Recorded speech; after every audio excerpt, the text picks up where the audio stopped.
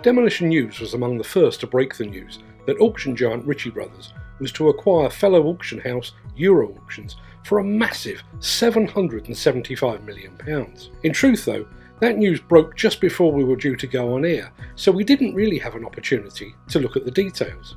And thanks to our friend and Construction Collective colleague Peter Haddock, we were granted the opportunity to find out more direct from the company's Chief Marketing Officer, Matt Ackley.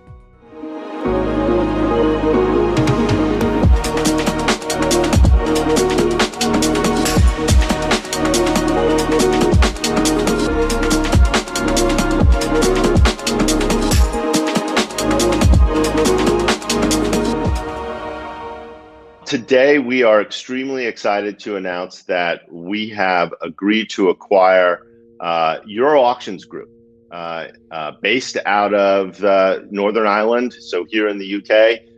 And we are extremely excited about this opportunity to bring two great companies together and create more choice and opportunities for our customers.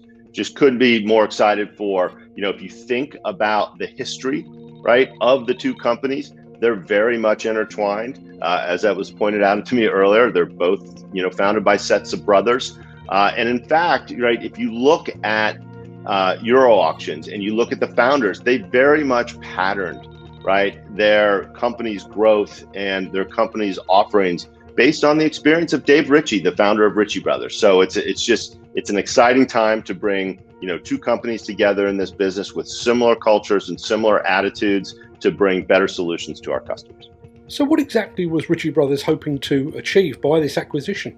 For the past couple of years, ever since Ann Fandozzi has come in as our CEO, we've talked about strategic pillars to the external and internal communities. And one of those pillars is we've been very, very focused on accelerating international growth.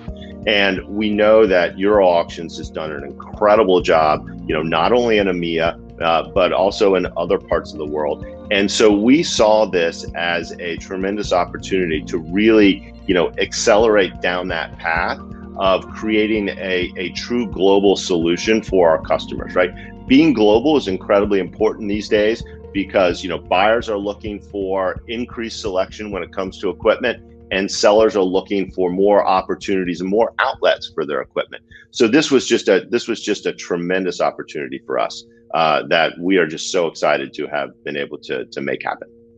I realise it's very early days, but what does this mean for jobs and job security for those that are currently working for both Euro Auctions and Ritchie Brothers? This, coming together, these two companies is really about growth, right? We've been on at Ritchie Brothers for the past, I came into Ritchie Brothers via an acquisition, and we've been about expanding the sorts of services we make available to our customers, the opportunities we make available to our customers, really focused on growth. And that's what this is all about.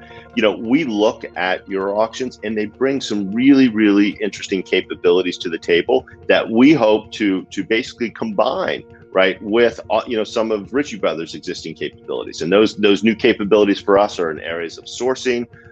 They're in a pan-European approach to the way they handle their disposition of assets. So at the end of the day, when we go through this integration process, as you mentioned, right, there's going to be a review process. When we look at the integration in and of itself, first and foremost, we'll be thinking about growth. Yeah, you mentioned a review process. Given the synergies between the two companies, is this likely to come under the scrutiny of the Competitions Authority? I can't speak for them. I'm not an expert on UK law. I believe we will submit this to the Competition Authority. I went through a similar process in North America when Ritchie Brothers acquired Iron Planet. At the end of the day, though, once again, I can't speak for them.